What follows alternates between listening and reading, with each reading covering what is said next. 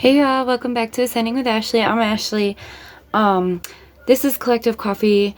There's some interesting developments happening regarding everything happening.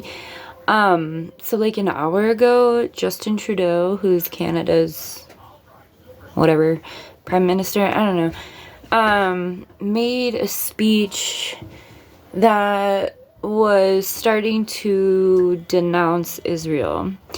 As did someone in the United States. The narrative is like shifting. They're not calling for a ceasefire. They're not calling out with the public pressure. They're not doing as much as it should be, but we all know the corruption, right? But what's interesting is that France, Canada, and the United States, I don't know about Germany, are all really taking a stance to, I don't know if it's just, I think it's just rhetoric. Like I said, the action isn't behind like where it should be with the public pressure, but there is a shift in narrative happening like right now, especially the past just couple days. But also what's happening right now is that Al-Shifa hospital that has been like consistently attacked all week in Gaza,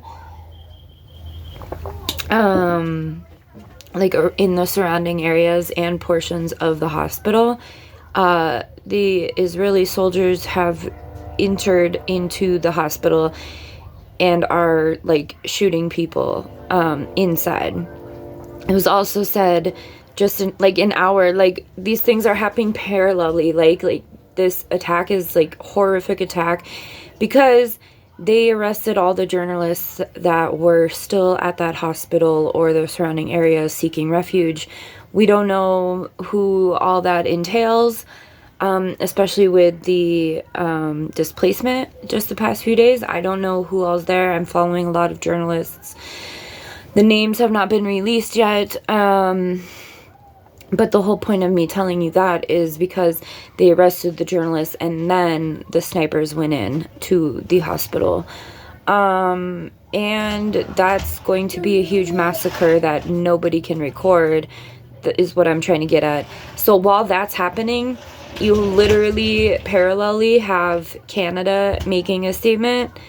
We've had like lots of people who you would normally think align with Israel and Zionists, like Candace Owens. Piers Morgan has even come around. In the beginning of this, his reporting was absolutely one-sided and ridiculous, and now there's continue to keep the pressure on is what I want to say. If you haven't started sharing, please share information. Instagram, I'm finding, is one of the best avenues because you can save all of the stories that you see in regards to Palestine. This is what I'm doing.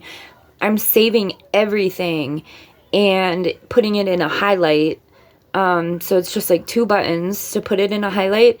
And then you can turn your highlights into reels. And then you can put your reels on TikTok or YouTube. I haven't successfully been able to do very much of that. I tried moving a bunch over to TikTok and it went crazy. So I'm using Instagram mostly, which the journalists themselves are also mostly on Instagram. But I just wanted to share that because it's been an archiving process and I've taken that on and I really am happy about it because it's like a very chronological. I haven't done it consistently since the very beginning, but pretty close to the beginning of everything. So I just want to put that out there. If that's something you're able to do or make a new account and do to continue getting the information out, that'd be great because the pressure is doing something to these politicians. Like, of course, they're still funding things, but like people are doing direct actions to stop ships globally, right? Like we've seen it in Australia. We saw it in Seattle and in the Bay Area. There was direct action in Arkansas for the plant that makes the white phosphorus bombs. Yesterday there was a big one in the Bay Area, I think, or no, it may have been LA. I think it was LA. It was like LA area for Raytheon. People are blocking like the entrances and stuff. So these are all direct actions. That's a whole nother level of protest. I was gonna say the word, but I'm not going to. So civil disobedience, but that's a word that the system gives. So decolonizing away from that word. Fucking resistance. All right. It's a constant process. It's a constant process. So anyway, I just wanted to share because I find it very interesting that these two things are going on. Not only did that just happen in Canada, but Netanyahu has already tweeted a tweet, and I'm shared all of this information I'm sharing now in my Instagram stories. And I will turn them into the highlights tonight. I do it at the end of the night to make sure I get as much.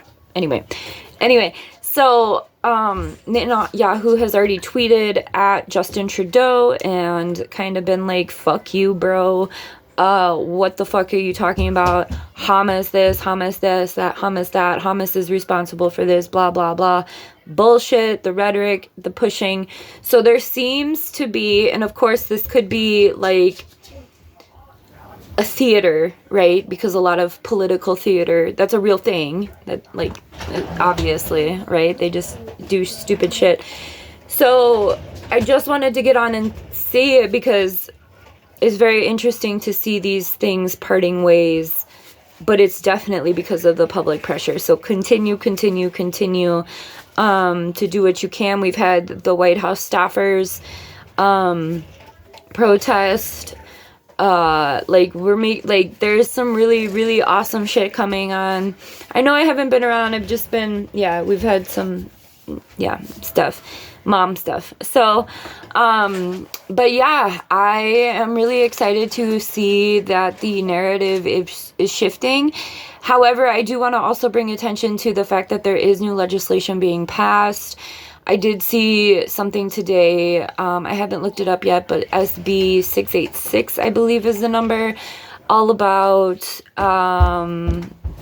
more restrictive ways for, like, the First Amendment, free speech, right? They're going to be censoring more internet stuff, right? They've tried to this. When they were doing the TikTok ban, they came up with a new legislation, like a huge thing, kind of like the Patriot Act, like big massive pieces of paper, Project 2025, called the Restrict Act. No, I have not read it, but I do want you to know that they are covering the bases, they being the powers that be, to be able to enforce laws and apprehend people, right? Like, that's a reality. So don't get distracted by the PR, by the podiums, by the, back and forth on Twitter. I think it's so awkward when politicians communicate that way. I don't know. Maybe it was Donald Trump. I don't know. That shit's weird.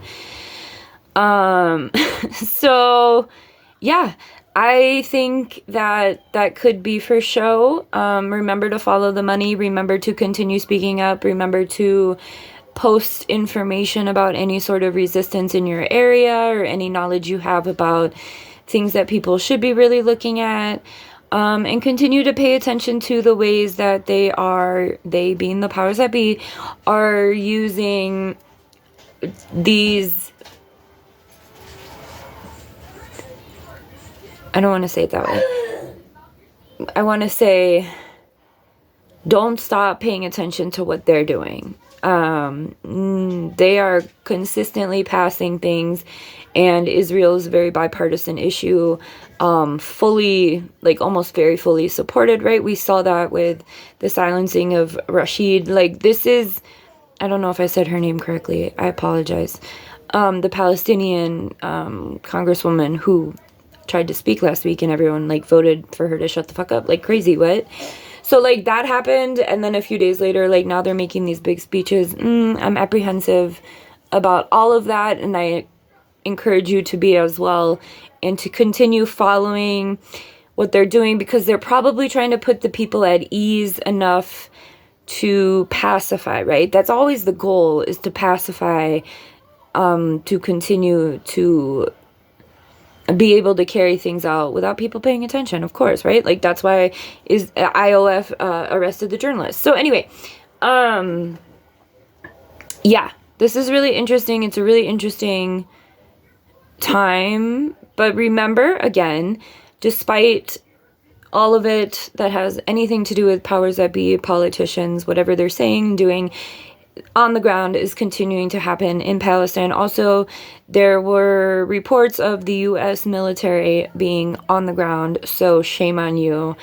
To the military from the United States that is participating in this. Fuck off. So anyway, all right, have a good one.